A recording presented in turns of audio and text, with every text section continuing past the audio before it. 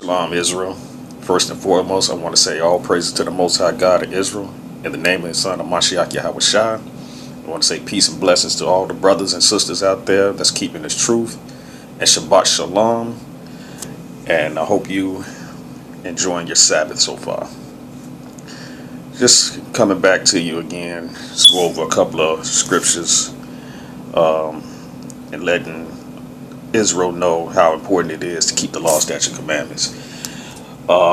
When I say Israel, I'm talking about the lost sheep of the house of Israel, so-called blacks, natives, and Hispanics that make up the 12 tribes of Israel. And like I said, I just want to go over a few verses and reiterate how important it is to for us to come back to the law, statutes, and commandments that the Most High has given us. So first I want to go to Deuteronomy 7 and 9. And it reads, "Know therefore that the Lord thy God, He is God, the faithful God, which keepeth covenant and mercy with them that love Him, and keep His commandments to 1,000 generations." Now, once again, in Deuteronomy, in the Torah, is telling you that you have to keep the commandments. You know, them that love Him keep the commandments. So He's telling you right now that if you're going to, if you love Him, keep the commandments. That's one of the scriptures that's in the Bible. Now, the next verse I want to grab real quick, is John 14 and 15, because precept must be upon precept. Shalakia. And John 14 and 15, and it reads, "If you love me, keep my commandments." Didn't He say that in Deuteronomy in the Old Testament, and is said again in the New Testament in John 14 and 15? If you love me, keep my commandments. Well, that's pretty much the same thing He said from the beginning. You know, let's go back and get it again, And it reads, "Know therefore that the Lord thy God, He is God, the faithful God, which keepeth covenant and mercy with them that love Him, and keep His commandments to 1,000 generations." So these two scriptures line up with each other that says if you love Him, you have to keep His commandments. Now, keeping the commandments is what the Most High require of thee, right? When He said, what does the Lord require of thee? That, paraphrasing, that you fear Him and keep His commandments. So the Christian church will tell you that the law is done away with and this, that, and the fourth. But if the Lord thy God is telling you to keep His commandments, where in the scripture does it says that you don't have to keep the commandments? That's another thing that so-called Christians, they can't never add a verse that says you don't have to keep the commandments. Matter of fact, let's go to the last book of the Bible, just to drive the point home. We're going to go to Revelations 22 and 14.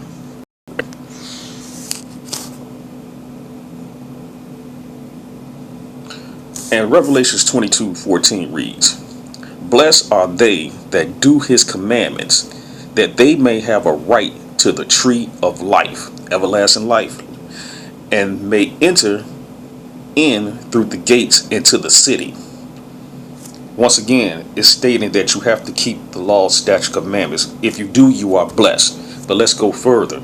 "For without," which means if you don't keep the commandments, let's read, "are dogs and sorcerers and whoremongers and murderers and idolaters and whosoever loveth and maketh a lie."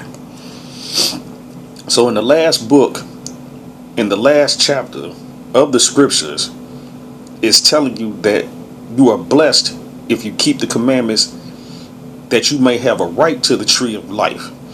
And then in the next verse, which is 15, it says, "For without," which means if you are without the commandments, you a dog. You a sorcerer, you a whoremonger, you're a murderer, you're an idolater, whosoever loveth and maketh a lie.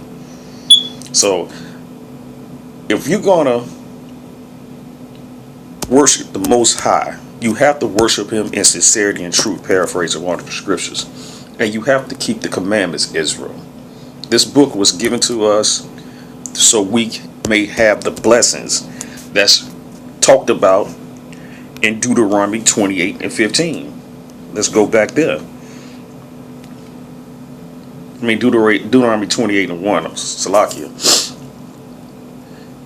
You know, because it's a blessing for keeping the laws, and it's a curse for not keeping the laws. And that curse that's put on the children of Israel for not keeping the law is basically like a punishment for disobeying God. Let's go to Deuteronomy 28 and verse 1. And it shall come to pass, if thou shalt hearken diligently unto the voice of the Lord thy God, that means listen, to observe and to do all his commandments, which I command thee this day, that the Lord thy God will set thee on high above all nations of the earth. I don't know how you get around that. Once again, he's telling you this is how important keeping the law, statute, and commandments are to the Most High. Because if he said it more than one time, more than twice, and that